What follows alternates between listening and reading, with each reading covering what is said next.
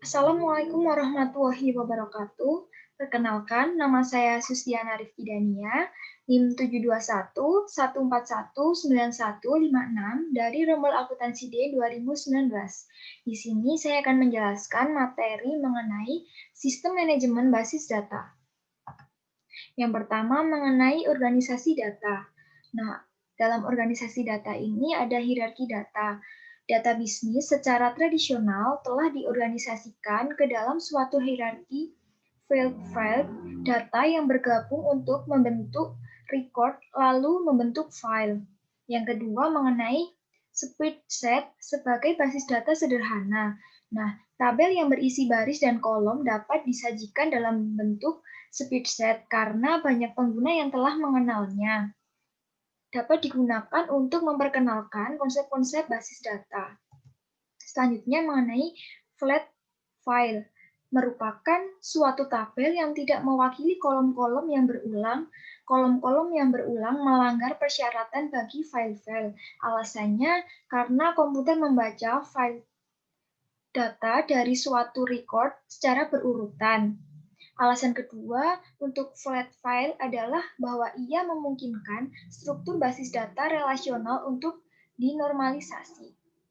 Selanjutnya mengenai file kunci, satu atau kombinasi file yang berisi suatu nilai yang secara unik mengidentifikasi masing-masing record di dalam tabel.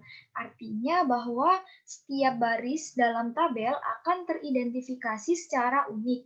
Satu file dalam banyak kasus dapat menjadi kunci dalam suatu tabel. Selanjutnya mengenai tabel-tabel yang berhubungan. Tabel-tabel tersebut berbagi satu file yang sama seperti kode, dan nilai file kode menentukan baris-baris mana di dalam tabel yang terhubung secara logis. Selanjutnya mengenai struktur basis data. Struktur basis data adalah cara data diorganisasi agar pemrosesan data menjadi lebih efisien. Nah, struktur ini kemudian diimplementasikan melalui suatu sistem manajemen basis data. Sistem manajemen basis data atau yang sering disebut DBMS adalah suatu aplikasi piranti lunak yang menyimpan struktur basis data, data itu sendiri, hubungan di antara data di dalam basis data, dan nama-nama formulir, jenis-jenis data, angka di dalam desimal, jumlah karakter, nilai-nilai, dan seluruh uraian fact lainnya. Nah, dalam hal ini ada struktur basis data hierarkis, struktur basis data jaringan, dan struktur basis data relasional. Yang pertama, mengenai struktur basis data hierarkis. Ini dibentuk oleh kelompok-kelompok data, subkelompok, dan beberapa subkelompok lagi.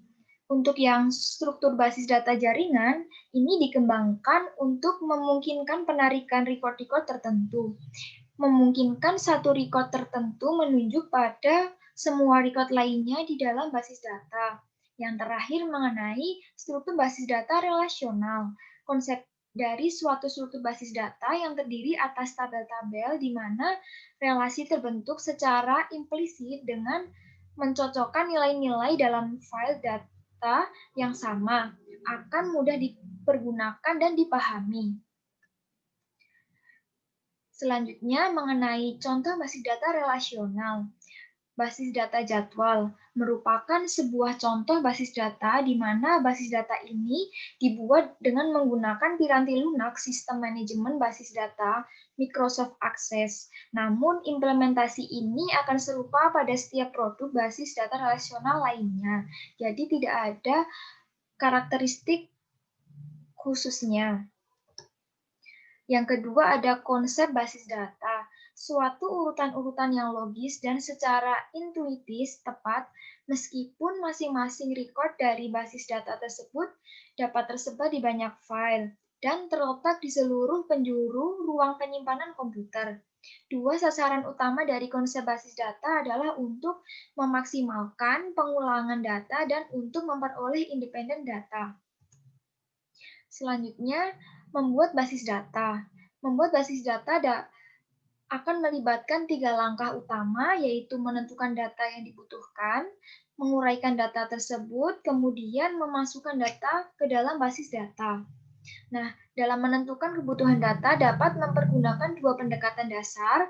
Yang pertama ada pendekatan yang berorientasi pada proses, dan yang kedua pendekatan pemodelan perusahaan.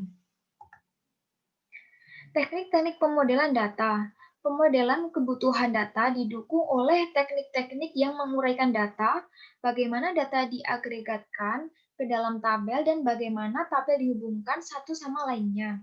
Kemudian mengenai diagram relasi entitas, digunakan untuk menguraikan hubungan antara kumpulan-kumpulan data konseptual sehingga record-recordnya saling terhubung akan dapat digabungkan bersama. Yang terakhir mengenai diagram kelas, dipergunakan untuk menguraikan hubungan data maupun tindakan-tindakan yang mengoperasikan data di dalam relasi.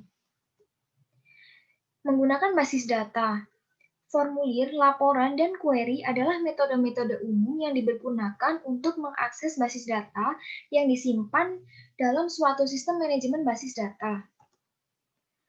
Nah, laporan dan formulir ini mempunyai 5 sifat, 5 ciri. Yang pertama ada navigasi, akurasi, konsistensi, penyaringan, dan subformulir. Untuk query adalah suatu permintaan kepada basis data untuk menampilkan record-record yang dipilih. Query pada umumnya memilih file data dalam jumlah terbatas dan kemudian membatasi record-record yang ditampilkan berdasarkan satu kumpulan kriteria tertentu. Nah, dalam kriteria query ini ada bahasa query terstruktur dan juga pemrosesan basis data lanjutan. Personal basis data. Terdapat beberapa personel penting yang berkaitan dengan basis data. Administrator basis data memiliki tanggung jawab teknik maupun manajerial atas sumber daya basis data. Programmer basis data diminta untuk membuat kode komputer pemrosesan data yang efisien. Pengguna akhir basis data adalah personel basis data penting lainnya. Nah, ada 3 macam. Yang pertama, administration basis data. Yang kedua, programmer basis data, dan yang terakhir adalah pengguna akhir. Menempatkan sistem manajemen basis data dalam perspektif. Ini sistem manajemen basis data memungkinkan kita membuat sebuah basis data, memelihara isinya, dan menyebarkan data kepada khalayak pengguna yang luas tanpa harus mempergunakan programmer komputer yang berbiaya mahal. Nah, ada keuntungan dan kerugian. Salah satunya keuntungan DBMS adalah mengurangi pengulangan data, dan untuk kerugiannya membeli piranti lunak yang mahal.